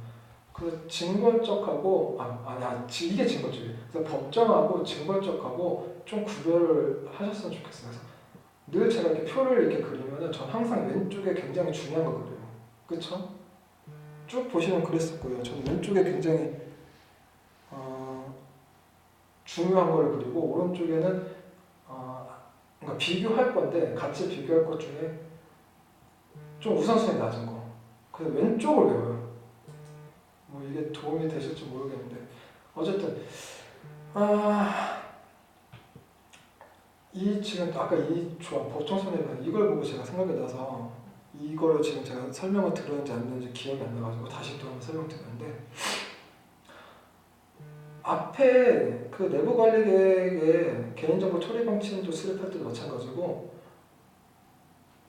이 정보 주체가 어떤 의견을 제시할 수 있는 양식도 등재해야 되는 거고 뭐 아까 말씀드린 파기도 마찬가지로 파기 대상도 등록해야 되고 그렇게 의견을 제시할 수 있는 부서도 있어야 되는 거고 다 들어가 있어요 사실은. 거기서 조금 더 세부적으로 보는 것 뿐이에요. 이런 걸 구제할 때 본인 확인은 제가 말씀드렸죠. 신분증 가능하다. 본인 확인 절차 방법으로 잘못된 것은 뭐 여러 가지 쭉 나오는데 뭐 3번 신분증 그러면 3번 신분증에 고유식별 번호니까 안 된다 이렇게 하면 틀렸을 수도 있어요. 가능해요. 제출이 안 되는 거지 연락은 돼요. 왜냐면 본인 확인을 해야 되는 거기 때문에 그런 거고 물론 이때도 만약 지금 만 14세 법정 대리인을 지금 제가 추가 보충자를 빼먹고 하고 있는데 이때도 같이 포함해요. 만 14세 미만 법정 대리인도 똑같이 법정 대리인이 연락권 요청해서 똑같이 할 수 있어요. 이때 또 그림을 그리면 이거죠. 기업이 있고 정보주체에서 연락권을 요청을 해요. 뭐 확인해볼까 합당해. 오케이. 자, 그때 뭐 메일로 보낼 수도 있고 우편으로 보낼 수 있죠. 그 우편 비용이 발생할 수도 있죠. 이걸 기업에서 부담할 수도 있지만 굳이 이런 것까지 뭐 얼마 몇 푼 되지도 않지만 부담 안 할 수도 있죠. 그럼 이런 부분은 청구할 수 있죠. 이거 청구 합당해요. 뭐 우리가 등기를 보내야 되는데 뭐 서류가 많아서 뭐만 얼마가 나왔습니다. 보내주십시오. 그 정부 주체는 내가 돈을 왜 내? 그럴 수 없죠. 이건 합당한 거예요. 법정 손해배상은 뭐 그렇다는 거고 손해배상 책임. 실질적으로 이 손해배상에 대한 거는 그 분쟁조정위원회에서 손해배상에 대해서 이런 식으로 많이 제시를 해요. 왜냐하면 분쟁조정위원회 자체가 강제성이 없어요. 그래서 아까 이렇게 쓰면 애가 요구하면은 뭐 공고하고 60일에 안내해야 된다 했잖아요. 거부해도 돼요, 사실은. 이게 강제성이 없어요. 다만 둘이 중재하죠. 중재해서 이게 되면은 법적으로 민사법으로 둘이 이제 합의했다. 합의해서 뭐 쌍방 합의가 됐다. 해가지고 합의한 사과 효력이 이제 법적으로 그때는 생기는 거죠. 뭐 그런 거고. 이거 지금 방금 제가 또 말씀드렸던 거고. 단체 소송 그리고 집단 분쟁 그리고 망법에는 없다는 거. 딱 암기사항을 찍어드리자면 위원회에서 분쟁조정위원회를 이거 제가 다른 자료에 했을 것 같은데 개인정보보호위원회는 15명이에요. 그래서 당연히 위원장은 당연히 있는 거고 15명 안에 포함된 거고 포커스는 뭐냐면 상임위원회가 또 따로 있어요. 이 상임위원회가 나오는 위원회는 개인정보위원회예요. 굉장히 독자적이고 약간 좀 이렇게 권력으로 치면은 굉장히 힘이 세죠. 얘가. 네. 왜 이러지? 네, 굉장히 힘이 세요. 이 밑에 뭐 전문위원회가 있고 전문위원회는 그거죠. 너무 똑같은 말을 많이 하는 것 같아가지고 제가 라인을 잘 탔어요. 흔히 말하는 정치권에서 제가 라인 탄 사람이 대통령이 됐어요. 저한테 대통령이 됐으니까 이제 한 자리 띄워주죠. 낙하산 인사가 되는 거죠. 자네는 내 밑에 고생했으니까 이제 뭐 환경부 장관을 해. 아니면 뭐 교육부 장관을 해. 저는 교육에 대해서 개뿔도 모르죠. 교육에 대해서 뭐 이 각 특별법이 또 있을 텐데 개뿔도 모르고 이쪽 전공한 사람도 아니고 그럼 어떡해요? 여기도 뭐 정기적으로 뭐 장관한테 뭐 보고를 받고 뭐 장관이 뭘 해야 되는 뭐 그런 게 굉장히 연마다 있을 텐데 그 누가 조언을 해줘요? 수석이 있잖아요. 차관이나 수석들이 조언을 해주죠. 전문위원회가 그런 개념이에요. 그래서 여기는 인원이 10명 있다는 거. 그래서 딱히 포커스가 없어요. 그리고 개인정보보호위원회는 사무국이 있어요. 그 밑에 사무국이 분쟁조정위원회를 꾸리고 있죠. 분쟁조정위원회 포커스는 20명이에요. 20명. 인원 제일 많죠. 왜? 각 분야별로 5명씩 있어요. 뭐 개인정보에 대해서 뭐 어떤 각 파트가 뭐가 있을까요? 뭐 많겠죠. 뭐 IT도 있고 뭐 아니면 어떤 산업에 대한 것도 있고 뭐 그렇게 각 파트별 전문가가 5명 있어가지고 분쟁위원회 진행해요. 그래서 실질적으로 분쟁위원회에서 된 거는 이 보호위원회까지 올라가요. 그래서 말씀드리는 포커스는 인원이 제일 많은 데는 분쟁조정위원회, 그 그리고 제일 힘이 막강한 개인정보보호위원회는 15명이다. 상임위원. 뭐 그렇다고 뭐 아까 또 단체 소송할 때 또 생각나는 거 자격이 있다고 했죠. 변호사 무조건 있어야 되고. 저도 정확히 이거 두 가지 자격 신청할 수 있는 자격이 있는데 소비자 단체가 1000명 이상이었나? 그랬을 거예요. 그 나머지는 저도 기억이 안 나네요. 이거 한번 저도 한번 검토를 한번 봤으면 좋겠는데 아무튼 암기한 상태에서 하는 거라서 많이 암기하지 않았나요? 이 정도면? 안 보고 이 정도 안내 들을 정도면 아무튼 여기 있네요. 뭐 지금 정상적인 방법하고 정상적인 방법을 학습하는 건 아닌데 정상적인 방법은 미국에서 주로 선호한다. 정상적인 방법은 유럽에서 난다. 그래서 굉장히 돈하고 연결되어 있죠. 딱딱 끊어지니까 당연히 그에 비해서 시간이 많이 걸리죠. 시간이 많이 걸리는 만큼 돈도 많이 든다는 거고 델파의 방법은 주관적인 거죠. 그래서 장점은 시간이 짧죠. 단점이라고 하는 장점인데 저렴한 비용과 짧은 시간 장점인데 네. 단점을 표시했네요. 장점이죠. 그리고 C부의 설문지 방법은 말 그대로 이거예요. A, B, C 이렇게 3명 있으면은 이 사람한테 A라는 설문지 주고 설문지 끝나면 또 다른 전문가가 또 B라는 설문지 주고 또 이 설문지 또 주고 이 설문지 또 줘요. 그래서 당신은 A 기업에서 어떤 사건이 났을 때 어떤 유출 사고 났을 때 얼마 피해 보상이 합당한가요? 그래서 여러 차례 물어보죠. 첫 번째 설문지에서 5만 원, 두 번째 설문지에서 7만 원, 세 번째 설문지에서 뭐 10만 원 평균을 내겠죠. 자 그럼 이 사람한테도 또 똑같이 이렇게 하는 거죠.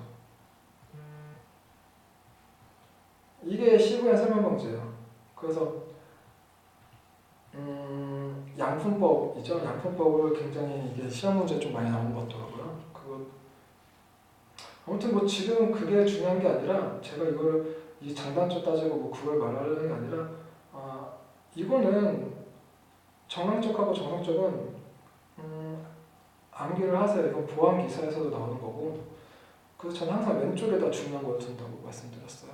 이렇게 해서 암기를 하시면 됩니다. 그냥 얼마 안 남았는데 그냥 끝까지 갈까요? 정보주체 권익? 형사 정보주 그거네요. 그것 때문에 제가 이렇게 표시한 것 같은데 개인정보의 중요성 때문에 그런 것 같아요. 개인정보가 왜 중요하냐? 위반을 하면은 형사적 책임을 져야 돼요. 개인정보법에 양보제도가 있다고 했어요. 개인정보 취급자가 잘못하면 취급자만 처벌받는 게 아니라 책임자도 처벌받아요. 그렇기 때문에 위탁자도 관리감독하라고 되어 있는 거죠. 기억나시죠? 말 그대로 그냥 속된 말로 그거예요. 위탁자 약간 좀 죄송합니다. 표현이 약간 좀 거칠 수도 있는데 수탁사 그냥 갑질해. 그래도 돼. 왜? 관리감독 해야 되니까. 안 그러면은 같이 책임져야 되니까. 그래서 뭐 이건 사실 이거 좀 표현이 약간 좀 거칠었고요. 그래서 수탁사 계약사항에 손배에 관한 사항을 꼭 넣죠. 그리고 요즘에는 이 수탁하고 삼자 제공하고 구별이 힘들기 때문에 이 손배가 있냐 없냐로 삼자 제공이냐 위탁이냐 그렇게도 구별도 하고 아무튼 좀 벌게고 법정 징벌적 손해배상 이런 문제도 있고 분쟁 조정 이거는 강제성은 없어요. 하지만 뭐 이런 것도 어차피 보면 피해를 붙일 수 있는 거고 과태료 가진 거 이 과태료란 뭐 벌금을 많이 깔주시는데 벌금은 센 거예요. 형사사건이에요. 그래서 옛날에 속된 말로 뭐 잘못해서 뭐 깜빵이가 빨간 줄 간다 그러잖아요. 나중에 알고 보니까 빨간 줄이 옛날에 전산화가 되기 전에는 실제 호적에 빨간 줄을 쭉쭉 그었다 해요. 그래서 빨간 줄 간다고 했다고 하더라고요. 근데 요즘에는 다 전산화가 돼서 아무튼 뭐 그런 거고 그러니까 그만큼 형사사건은 벌금이 형사사건이에요. 그래서 벌금하고 여기 벌금하고 왜 이럴까? 네, 벌금하고 갑자기 화면이 켜져서 정신을 벌금하고 벌금은 항상 뭐랑 따라 붙냐면 징역이 따라 붙어요. 뭐 벌금 얼마 아니면 징역 뭐 얼마 이런 식으로. 과태료는 뭐냐면 이것도 똑같이 돈을 내는 거죠. 근데 이건 그거죠. 형사 사건이 아니에요. 여러분 무단횡단하면 딱지 끄죠. 운전하시는 분들 딱지 그 삼진아웃 제도가 있구나. 신호위반 아무튼 그 무단횡단하고 뭐 길거리에 쓰레기 버리면 딱지 끊죠. 형사사건 아니죠. 좀 구별되시나요? 형사 기록 안 남아요. 하지만 기업에서는 과징금이라는 게 있어서 과징금은 끝까지 따라가요.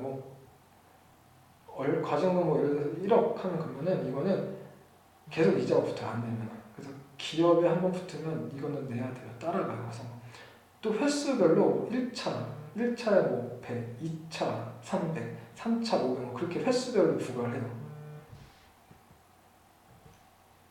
뭐 아무튼 조금 벌금하고 과태료 구별하셨으면 좋을 것 같고 사생활 침해네요. 몇 개 안 남은 것 같아 넘어갈게요. 사생활 침해는 이거는 영상물에 다루기로 하겠습니다. 예. 특히 이 영상물은 지금 굉장히 논란의 소지가 있어요. 그래서 영상물에 대해서 특별법이 나온다는 말도 있는데 이게 개인정보 보호법이 있거든요. 그래서 영상물에 되어 있죠. 영상물 정의를 보시면 영상물이 일정한 장소에 지속적으로 촬영하는 카메라를 폐쇄하라고 그 또 IP 네트워크라는 거 IP 카메라 요즘 사실상 많이 쓰죠 이거를. 그래서 정의도 많이 안 맞고 그래서 해석도 많이 다르고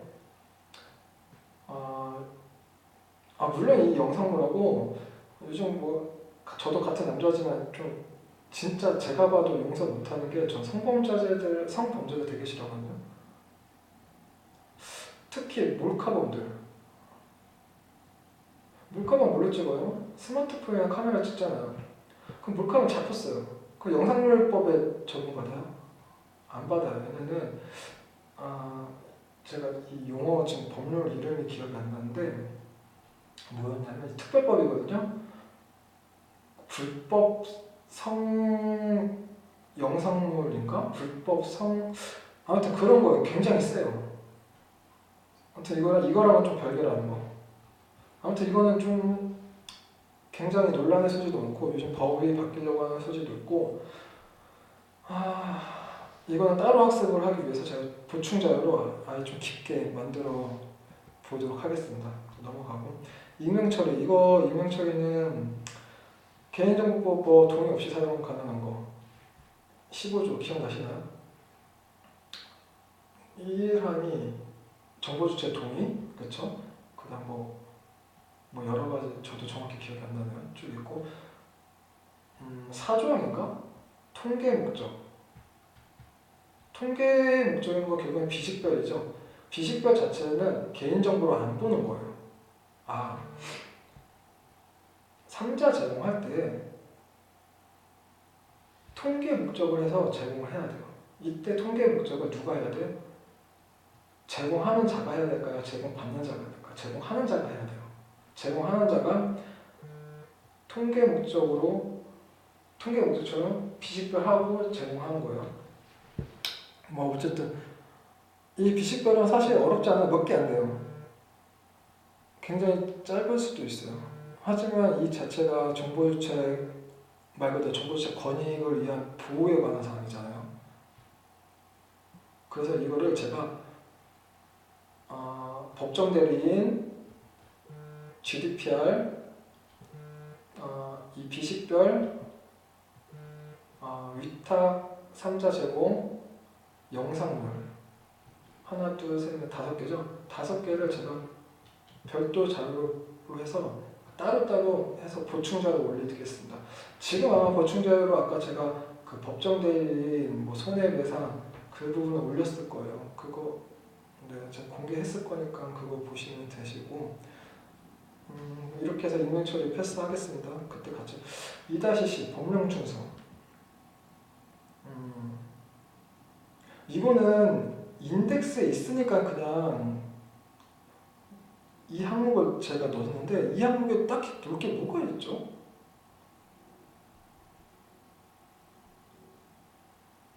법령 준수 법이니까 준수해야죠.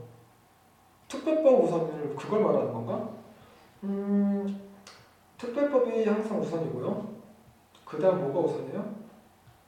일반법보다 우선되는 게 또 한 개 또 있어요. 나라별 해가지고 협약을 맺은 게 있어요.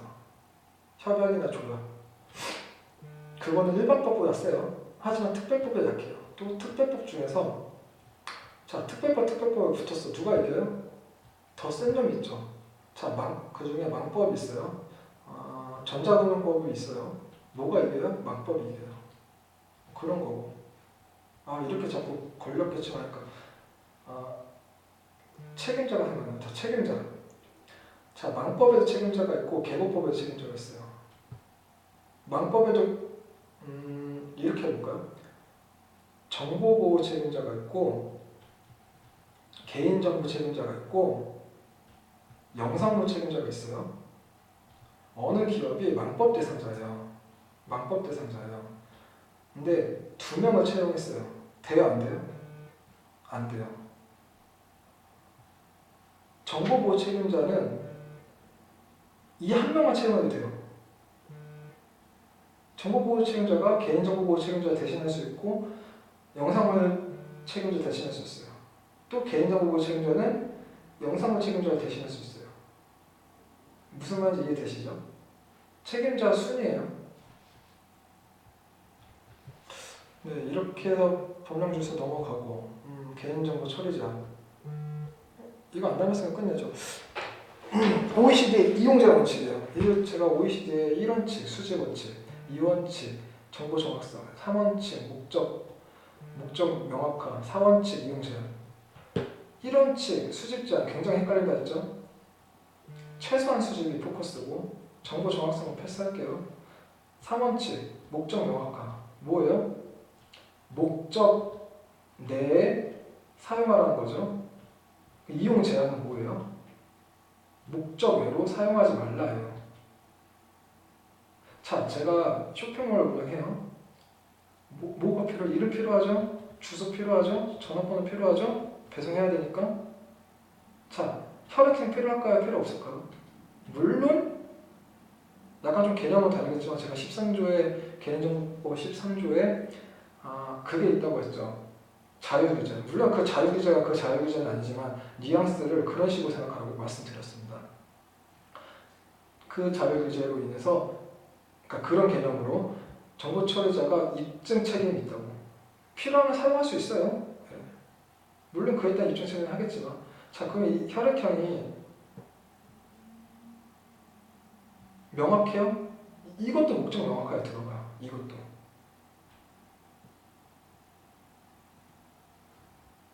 그리고 이용 제한은 목적 외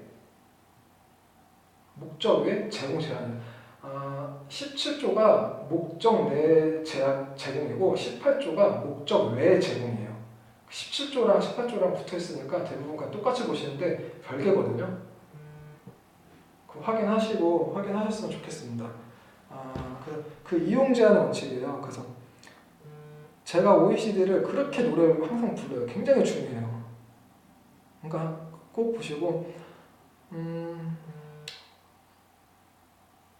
자, 그럼 아까 수집도 중요하다고 했는데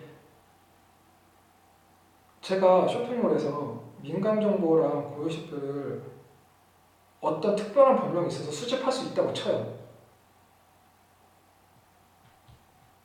이러면 안 되겠구나. 수집을 못하는데 제가 조항을 넣었어요. 그럼 이거는 뭐에 위반이 되죠? OECD 1원칙에 위반돼요. 수집 제한. 이게 수집 제한이에요. 조금 이해되시나요? 이거를 설명을 드리기도 되게 힘들고 이거는 어떻게 뭐 계속 읽어서도 구별을 못 하시는 분들 못 하시더라고요. 굉장히 좀 개념이 약간 모호한데 이거를 정 이해가 안 되시면 원문으로 구글에 검색하시면 영어 원문을 뜨시거든요. 이럴 때는 영어 원문으로 이해하시는 게 더 도움이 되실 거예요. 수직 원칙 그리고 3원칙 목적 명확화 4원칙 이용 제한. 그래서 목적 명확화랑 이용 제한은 목적내 제공하고 목적 외 제공이니까 오히려 편할 수도 있어요. 그리고 명확하게 내가 수집하고자 하는 목적을 명확하게 구별만 해주면 되거든요. 근데 이런 처리 제한 같은 애초에 민감 제한은 처리 제한이에요. 사용할 수 없어요. 다만 아래에 있는 조항으로 인해서 수집할 수 있다거든요. 그게 뭐 동의를 받고 뭐 법령에 의해서 뭐 그렇게 쭉쭉쭉 있는 건데 그걸로 인해서 가능한 거예요. 그래서 이걸 수집을 한다면 이거는 최소한의 수집을 넘어가기 때문에 이게 수집 제한이 되는 거예요. 조금 이해가 되셨으면 좋겠습니다. 이제 거의 다 끝난 것 같아요. 보호 책임자 하지 않았나요? 한 것 같은데. 개혁법 31조입니다. 이거 안전사고 조치랑도 겹치고 나중에 안전사고 조치할 때도 한 번 또 할 거예요. 이거는 어쩔 수가 없어요. 왜냐면은 내부관리계획 절차가 있죠. 첫 번째 책임자 지정, 두 번째가 책임자 역할, 그렇죠? 예, 그렇게 제가 몇 가지 안 된다고 했으니까 암기하세요. 뭐 6번, 7번 뭐 통제 권한, 접근 권한, 통제 권한 그렇게 있는데 몇 개 아니니까 암기하세요. 그렇기 때문에 그때도 한번 다시 다룰 거니까 이거 넘어가시죠. 그래서 제가 또 굳이 또 이렇게 또 써놨네요. 설명을 또 드려야겠네. 넘어가려고 했는데. 보시면은 이 주의할 게 교육청이에요. 교육청. 교육청은 상급이에요. 학교는 교장 선생님 아니에요. 학교의 행정을 담당하는 여기 없나? 행정을 담당하는 사람이에요. 그래서 행정장이라고 해야 되나요? 행정실에 있는 분, 그 행정장 그분이 하는 거예요. 그래서 정무직 공무원이 뭐냐면 그 정무직 공무원 여기 대부분 학생분들이 많으셔서 법률 용어를 많이 낯설하시는 건 당연한 건데 이런 조금 생소한 용어 모르시는 분이 많아가지고 정무직 공무원이 그거예요. 우리가 선거하잖아요. 선거를 뽑은 사람 아니면은 이렇게 약간 좀 정치하는 공무원들 있죠. 그러니까 정치권에 있는 공무원들 그 사람들이 정무직 공무원이에요. 이 사람들 자체가 상급이에요. 그래서 상급이 장이면 책임자는 4급으로 해야 되겠죠. 자, 2급이 장이야. 그러면 3급으로 해야 되는 거죠. 교육청은 상급이에요. 상급. 자, 서울시나 경기도 또는 서울시나 경기도의 교육청은 3급. 서울시장이 몇 급이에요? 경기도지사는 몇 급이에요? 그렇기 때문에 서울시, 경기도처럼 이렇게 시도는 말이 꼬이네요. 3급을 뽑아요. 자, 그럼 3급 이상인 곳은? 이게 무슨 말이냐면 이거는 흔히 말하는 수도권이라고 생각하시면 되고 경기도 강화, 김포 강화, 김포가 아니죠. 강화가 따로 있죠. 광화동가요? 광화군인가요? 군 아닌가요? 그쵸? 맞나? 아닌가? 제가 군이 생각이 안 나서 광화라고 했는데 광화군이 맞으면 광화군을 할 거고 아니면 뭐 다른 여러분 생각나시는 군 있으면 말씀해 주세요. 저는 잘 모르겠습니다. 그래서 광화를 군으로 보는 광화군은 4급 또는 구분수 있잖아요. 그 군의 부분수가 상급이에요. 상급 공무원이에요. 그렇기 때문에 그 부분수가 있는데도 4급. 이해되시나요? 그래서 좀 수도권은 상급, 조금 지방권은 4급. 지역 감정 없습니다. 그냥 저는 이거 졸업했어요. 저는 이거 공부 안 해도 돼요. 암기 안 해도 돼요. 근데 저는 여러분들 조금 암기하기 편하시라고 이렇게 표현을 드렸고요. 또 있네요. 끝난 줄 알았는데. 개인정보 파일 등록 근데 이거 제가 말씀드렸죠. 말씀드렸어요. 그 개인정보 처리 방침에도 있고 행안부에 등록하는 항목 있고 뭐 이게 아마 암기할 사항이 많으니까 뭐 다시 한번 또 보죠 뭐. 공공기관에 한해서 여기 있네요. 공공기관에 한해서 여기 있네요. 3자 이게 굉장히 중요해요. 위탁이라고 표시를 많이 해요. 그리고 개인정보보호법이나 특별법, 왕법 그 위에 있는 법이 뭐죠? 헌법이에요. 그쵸? 헌법 그래서 국회, 법원, 헌법재판소 또 뭐가 있더라? 국회 잠깐 제가 깨끗이 쓸게요. 마우스라서 글씨가 깨끗이 안 써져요. 여러분 좀 정리하시라고 쓰는 겁니다. 국회, 법원, 헌법재판소. 헌법재판소는 여러분 종로 경찰서 앞에 그 사거리 있죠? 그 앞에 건너편에 헌법재판소 있습니다. 그 헌법재판소 길 건너 가시면은 한옥이 몇 채 있어요. 여기 가서 조그만 동네 호프집 같은 데 넣고 분위기 좋아요. 매출 많이 올려주시면 좋겠습니다. 저 이 동네 사람 아니에요. 그냥 이 동네 아시는 분들이 좀 많이 계셔가지고 어쨌든 여기 뭐 한옥 그 뭐라고 해야 되죠? 그 숙박업소가 뭐라고 하죠? 그 한옥 숙박도 할 수 있고 그래요. 어쨌든 뭐 헌법재판소가 생각이 나서 별개 얘기고요. 또 선거위, 중앙선거위, 중앙선거위. 여기는 그 개인정보보호 책임자에도 안 들어가고요. 별개예요. 법을 아예 예외받는 사항이에요. 그래서 여기는 자체적이에요. 자체적. 그래서 개인정보보호 책임자에도 여기는 그냥 고위 공무원이라고만 표시가 됐을 거예요. 법 자체를 적용을 안 받아요. 아예 별도의 자체 따로 적용을 받아요. 그래서 당연히 여기에 있는 기관도 개인정보 파일이 있어도 행안부 장관한테 등록을 안 하죠. 그리고 사실 행안부 장관, 행정안전부가 각 부처에서 권력이 제일 세잖아요. 권력계층을 보면은. 근데 여기가 더 센데 여기가 당연히 행안부에 등록하겠어요? 아니죠. 말 자체가 안 되죠. 여기는 헌법에 있는 기관들이에요. 헌법기관은 아예 별개로 적용받는다는 거. 그거 그냥 기본으로 알고 계시면은 나중에 법 보실 때 좀 이해가 편하실 거예요. 그래서 제가 늘 말했듯이 항상 이 정보주체 권익은 10일이라고 했죠. 이 공개에 관한 거는 항상 60일이에요.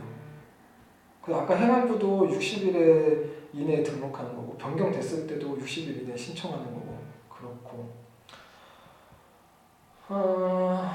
이거 그냥 한번 쭉 읽어보세요. 처리 방침에 들어가는 내용하고 그에 따른 공개 여기 각각 그대로 있고요.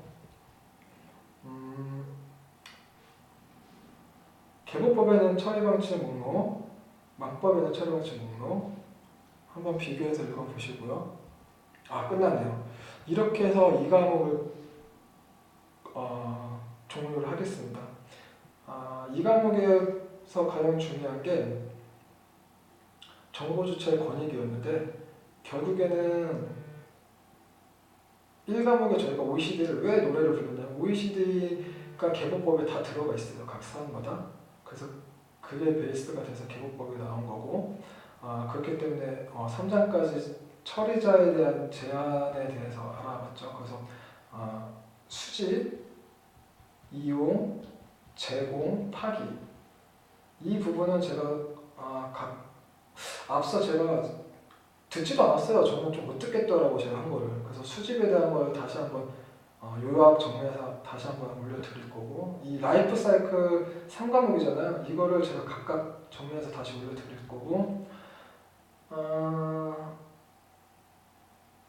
안전조치에 대해서 그런 4과목에서 같이 할 거고 이 외적으로 아까 5가지 그 위스타 그리고 법정 대리인, 영상물, 비식별, 지리별 이렇게 5가지 또 보충 자료를 올려드리겠습니다. 이렇게 하면은 개인정보보호법은 끝나신 거고 그 이후로 안전사고 조치에 대해서 그리고 조금 보안에 대해서 뭐 제가 실력은 없지만 보안에 대해서 조금 더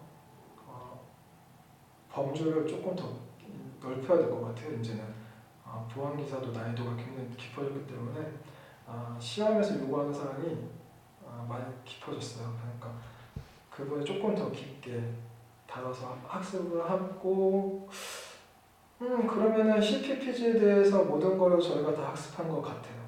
어쨌든 이렇게 해서 이 과목을 종료하겠습니다. 여러분 뭐 고생 너무너무 많으셨습니다. 수고하셨습니다.